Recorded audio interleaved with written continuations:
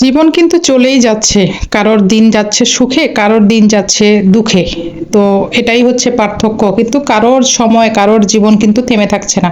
তো hello everyone, আসসালামু আলাইকুম। সবার কি অবস্থা? ছোট্ট একটি ব্লগ নিয়ে চলে আসলাম। তো আজকের বাজার থেকে কি নিয়ে আসছে এই যে মিষ্টি কুমড়া, খুবই মজাদার একটা মিষ্টি কুমড়া। এই মিষ্টি কুমড়া যে এত মজা খেতে, কি আর বলবো। তো আমার জামাই তো মানে পারে না, প্রত্যেক দিনই মিষ্টি কুমড়া নিয়ে আসে। তো এই যে মিষ্টি কুমড়া নিয়ে আসছে, আর এখানে সিম নিয়ে আসছে। সিমগুলো অনেক সুন্দর, একদম টাটকা এবং অনেক বড় বড় সিম নিয়ে আসছে।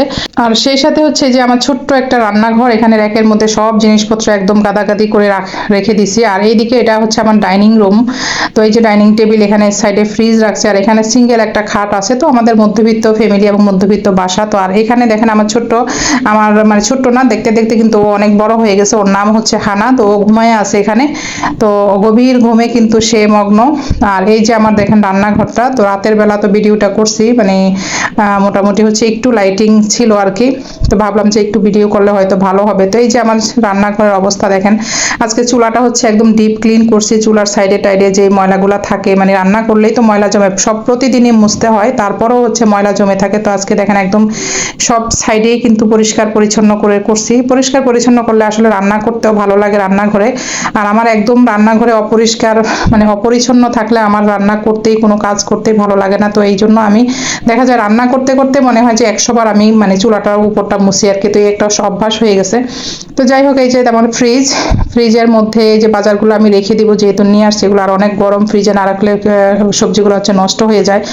তো এই যে দেখেন এখানে, আর ফ্রিজেও আমার সেরকম কিছু নাই, বাজারও প্রায় শেষ হয়ে গেছে। তো এই যে আমি বক্সের মধ্যে আরো কি কি তরকারি জানি ছিল, তো ওগুলোর সাথেই হচ্ছে আমি পলিথিনে করে তরকারিগুলো ঢুকাই রাখতেছি। তো এই যে রেখে দিলাম।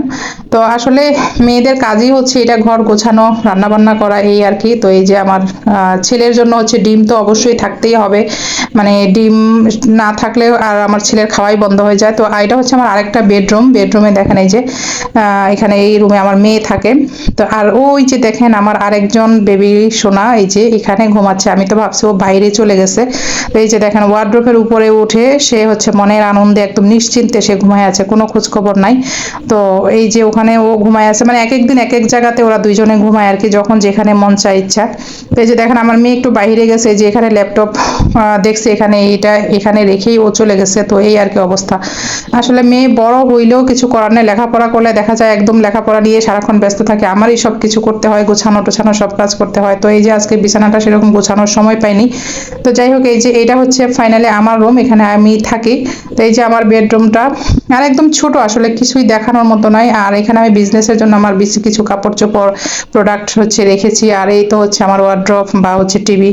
তো এই আর কি অবস্থা। তো কেমন লাগছে অবশ্যই হচ্ছে আপনারা একটু জানাবেন আমাকে। আর এই হচ্ছে ব্লগ ভিডিও, আমার এই ফার্স্ট হচ্ছে ভিডিওটা দেওয়া। আপনাদের যদি উৎসাহ পাই তাহলে আমি হচ্ছে আরো যে টুকিটাকি যে ব্লগগুলো সেগুলো হচ্ছে শেয়ার করব আর কি। তো এটা ছোট একটা ব্লগ নিয়ে আসলাম আপনাদের মাঝে। তো অবশ্যই আপনারা রেসপন্স করবেন। আর এই যে দেখেন এখানে আমার ছেলের কিছু খেলনা, এগুলোর নাম কি আমি নিজেও জানি না, আমার ছেলে জানে। তো ও এগুলো দেখার পরে, ইউটিউবে দেখার পরে মানে আমাকে পাগল বানায় ফেলতেছে যে আমাকে এই খেলনাগুলো কিনে দাও। তো ওর বাবা ওকে নিয়ে গিয়ে মার্কেট থেকে এই খেলনাগুলো নিয়ে আসছে, আমার ছেলের চশমা এবং ঘড়ি। তো এগুলো রেখে এখন হচ্ছে ও মানে টিভি দেখতেছে আর কি। তো এই যে দেখালাম। আর এটা হচ্ছে আমাদের বারান্দা, ছোট একটা বারান্দা। তো এখানে হচ্ছে কাপড় চোপড় ছড়াই এবং হচ্ছে কিছু টুকিটাকি জিনিসপত্র রাখি আর কি। আর এই যে দেখেন, তো আজকের ব্লগটা এ পর্যন্তই। যদি ভালো লাগে অবশ্যই লাইক কমেন্ট শেয়ার করে দিবেন। আল্লাহ হাফেজ।